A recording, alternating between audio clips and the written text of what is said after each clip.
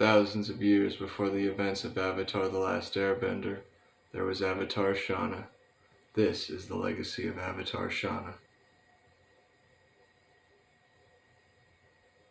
The sun goes down over a frozen landscape. A young boy works on his boat.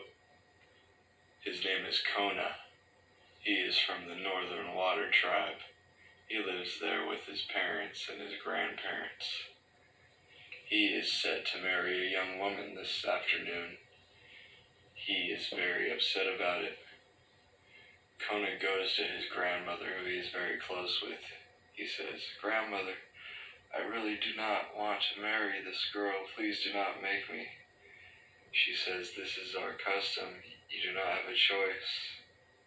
So he goes to his mother, and he says the same thing. And she offers one reconcile. Your only option is to leave, like so many others have before him, in search of a better life. After a long goodbye with his mother, Kona sets out on what would become his new life. With nothing but the clothes on his back and what he can carry, he sets out towards the outer wall. Once he gets there, he sees a guard.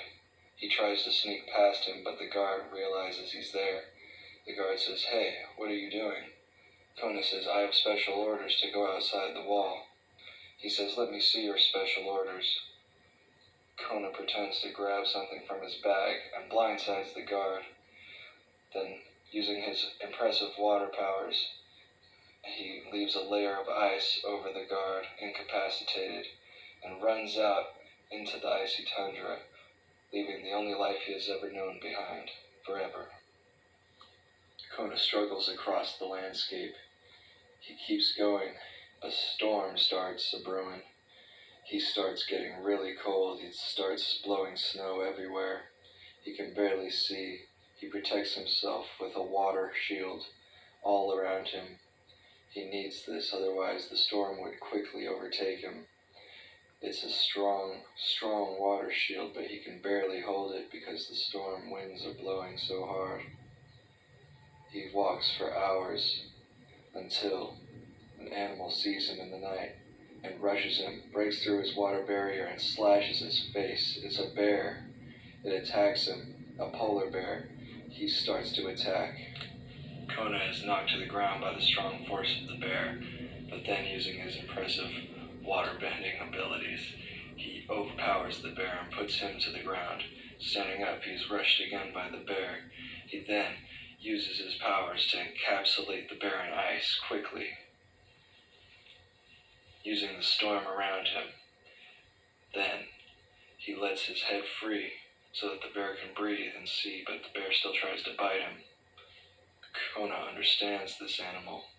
He quickly water bends a fish out of the water and feeds the bear with his bare hands.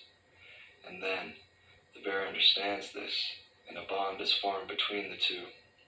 The bear eats the fish, no longer starving. Kona, after a moment, releases the bear from the encapsulation. Kona rides his new bear into the night, into the storm, creating the force field around them. He knows he cannot do this for long. After a while, the storm is taking its toll. He decides. He makes an igloo. Him and his bear stay huddled for warmth for the night. The next morning, he comes out and the storm has subsided. He rides his new bear all the way south, all the way to the ferryman at the beginning of the ocean that divides the Earth Kingdom and the Water Tribe. This is where he must take a boat. It is the only way he can create a new life in the Earth Kingdom, where other people are and he can work. This is his only chance for a new life. Kona approaches. He finds the ferryman and talks to him. He asks for a ride, but he has no money. The ferryman says, "If you have no money, maybe there is another way you can help me. You seem like a strong boy.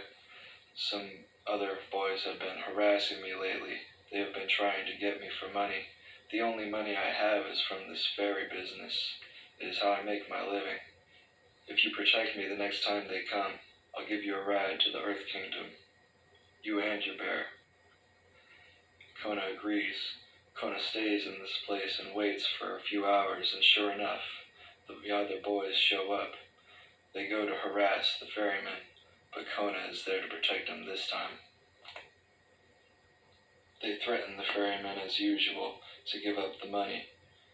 However, Kona comes up behind them, and without warning, water bends them into the ice, all but their head. They cannot move. They are not benders. He walks over to them and says, "Unless you want my bear to have you for breakfast, you'll leave this man alone and you'll never come back."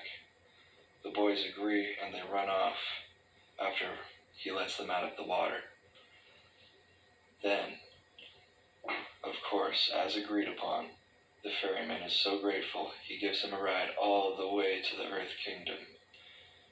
Shana is the legacy that shall begin.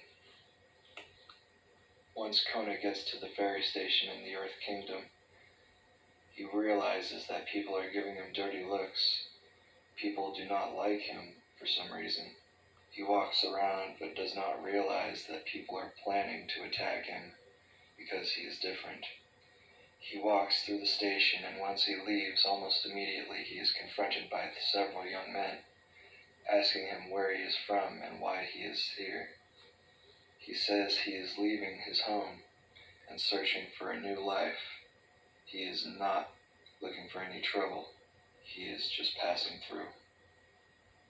He does not have anything. He does not want anything. These boys do not believe him, and they decide to attack Kona. Since there is no water around, Kona cannot defend himself. The boys use earth bending to throw rocks at him and his bear, easily overpowering him.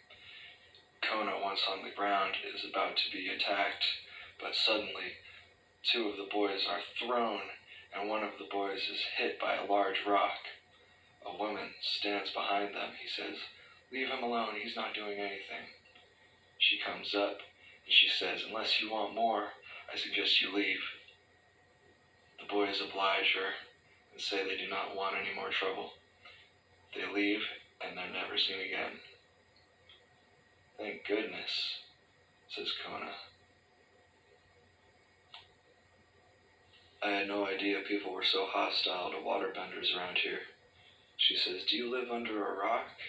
It's been like this since the North Water Tribe started taking refuge in the Earth Kingdom. They have several villages already. How do you not know that?" Kona explains that he just left the Northern Water Tribe to start his own new life. She says, "Wow, do you have anywhere to stay?" He says no. She says, "Well, I'll ask my dad if you can stay in the barn if you want." Kona says, "Thank you very much." He says, "My name is Kona. What is your name?" She says, "My name is Shame." 10 years have passed since Kona has met Shame. They have a child together. Their child is now 9 years old. Their child is out playing rock ball with some friends. He comes back home with his two friends. He's just having fun from school. They plan on hanging out in their backyard. But as they approach the house, they realize that his father, Kona, is talking to some soldiers and some people from the village, and they do not look happy. He sees that they are getting agitated, but he doesn't say anything. Kona tells the men to leave, and they do, and his child plays in the backyard with his friends. The village does not know that Kona is a waterbender. If this information got out, it could cause trouble for his family. Later that night, those same people that were there came back, and they came with more soldiers and more weapons, and they commanded, "Kona, come out of your house. We know you're a waterbender. This is not where waterbenders should be."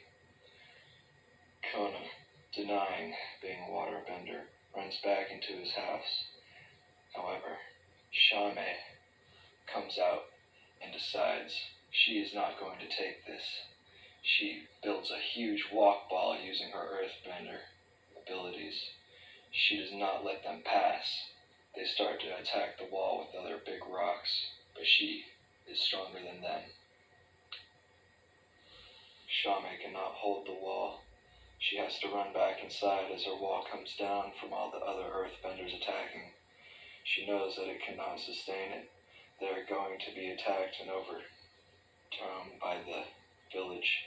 Who knows what will happen to Kona? As the villagers come in, they are screaming and shouting and attacking, but they cannot open the door because all of a sudden, their son, his eyes decide to light up, and he creates an earthquake and a ripple effect of a wave that you would see in the ocean, through the floor, through the ground, pushing back the entire half of the village. They cannot take it. They vanish. They run. They cannot understand how she is so strong. Their child's name is Shana. This has been chapters 1 through 4 of the Legacy of Avatar Shana.